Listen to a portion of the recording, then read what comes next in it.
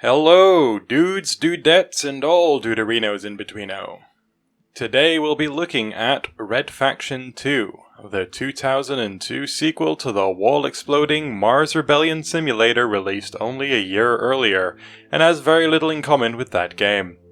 There are some implications that it takes place after the events of the first game, but apart from having a rebel force called Red Faction, the similarities end there. But that doesn't necessarily make it a bad game. So how does it hold up on its own merits? Unlike every other game in the series, Red Faction 2 takes place on Earth.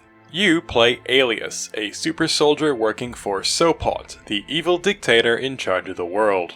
Starting the game raiding a Red Faction base and slaughtering rebels, but rather abruptly, the game skips ahead a few months where you and your squad are working with the Red Faction to assassinate Sopot.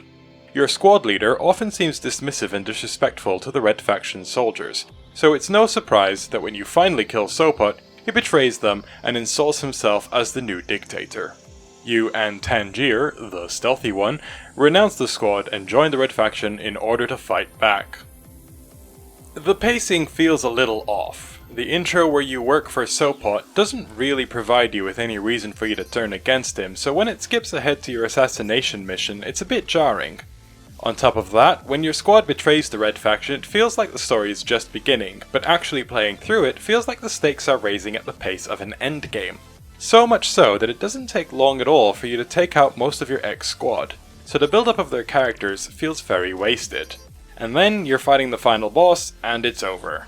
The graphics are alright for the time, not exactly cutting edge, but compared to other 2002 releases like 007 Nightfire and Timesplitters 2, it holds up well enough with a nice enough level of detail in the environments and enemies. From military bases to more urban and office environments, the of course mandatory sewer level and some evil labs, the levels also provide a nice bit of environmental variety. The main characters all look pretty distinctive and have a fair bit of character.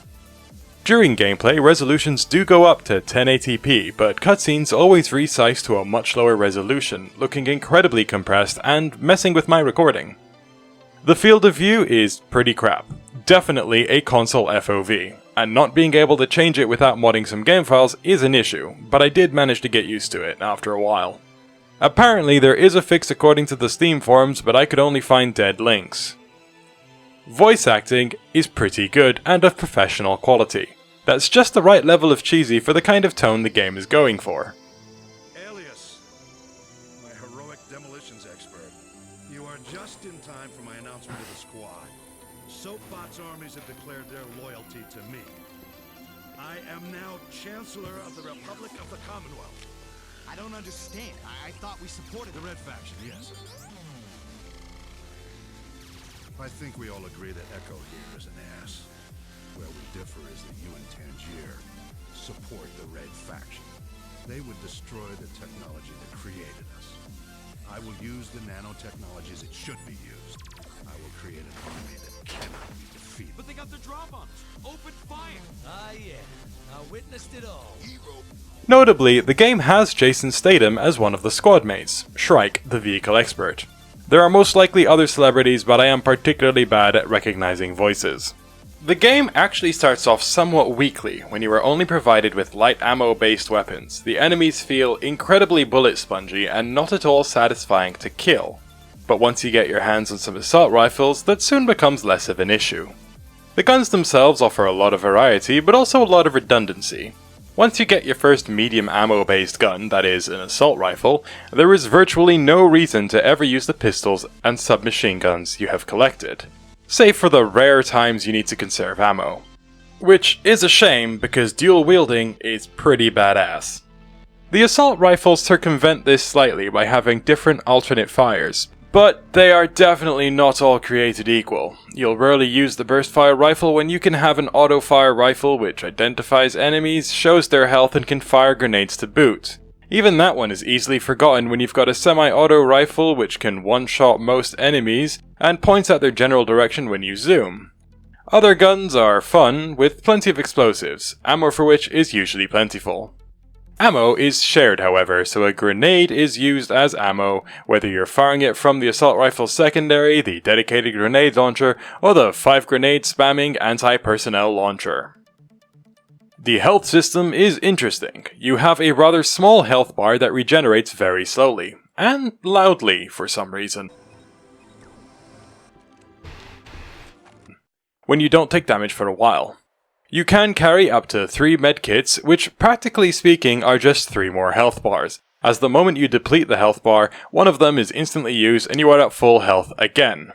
Surviving on 1 health bar is difficult but doable, so you are never really feel like you are stuck and unable to progress.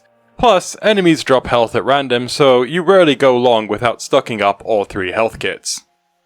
Actually traversing the levels for the most part is fine, with well enough designed levels. However, with no HUD indicator on how to progress, and little in the way of visual cues, such as conspicuously lighting up the entryway, it's still easy to get lost and frustrated, even when the expected path through a level generally makes sense. One of the main highlights of the series is obviously the Geomod technology, where at least in the first 2 games you can blow holes through walls using explosives. It changes in later games to be more of a physics-based destruction system for structures, but that's for another review, I guess. Sadly, Red Faction 2 really does not use this feature enough. There's only a couple of times where you need it to progress, and most walls are impervious to damage, so you won't be making any clever shortcuts through the level unless the level designer specifically wanted you to do that. Sometimes ammo and health packs might be hidden behind a destructible wall, but that's about it.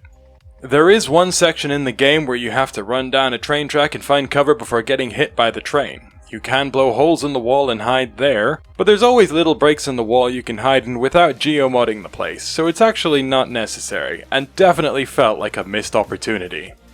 The game also has vehicle segments which change things up and never seem to overstay their welcome.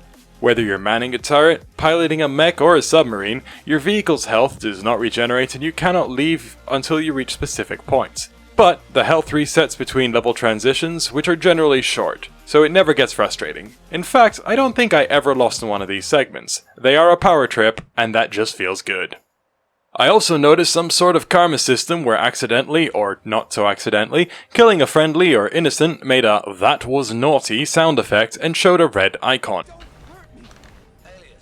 Intel on this building revealed plenty of lapses in Oops. security. If the direct routes are locked down, try exploiting the ventilation shafts.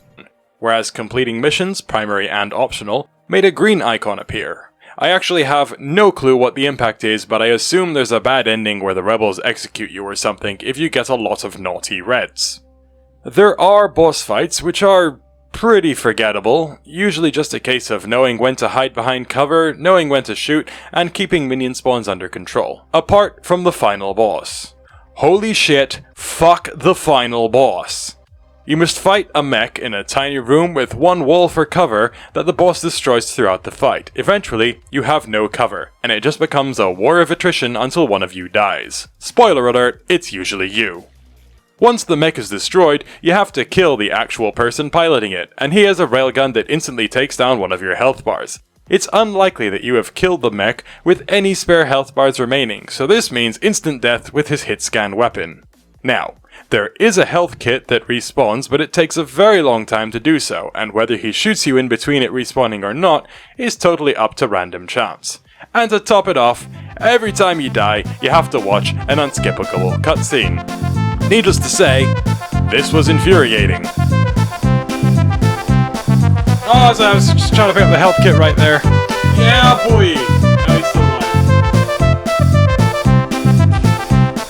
What? He killed me in one shot? Are you fucking kidding me? I'm gonna die. I'm gonna fucking die. I'm gonna die. I am going to die. This is fucking bullshit. Fucking come on! What am I supposed to fucking do? You shoot through the fucking wall! Oh, what the hell? What the... How? How am I supposed to fucking do that? Health. No, he's fucking health right fucking there! Okay, what the fuck?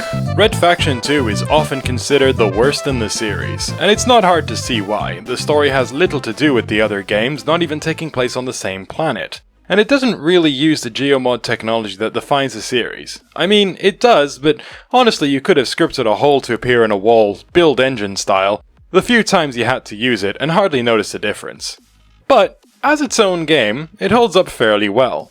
The story feels rushed and there's not much interesting that happens with the characters, but the events taking place are interesting and exciting enough to push you from one level to the next, and in these sorts of shooters that's all I really want. The gameplay holds up well and is fun, with forward progress mostly being smooth. The final boss is a definite black mark on the game, but honestly that's not an uncommon problem.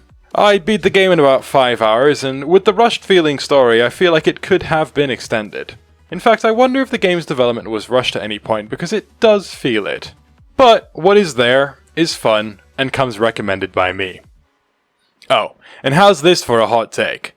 I don't think 2 is the worst game in the Red Faction series, and no, neither is 4. I actually really like 4. 3 might have some amazing physics and really fun destruction, but apart from that, it's a shit GTA clone with boring missions and awful combat. Don't at me. Actually, please at me. I like the attention. Thanks for watching this review to the end. If you enjoyed this, please consider liking and subscribing and dropping a comment.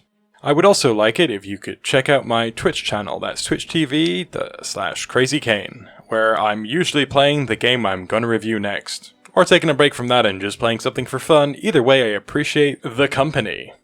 Either way, thank you again, and see you in the next one.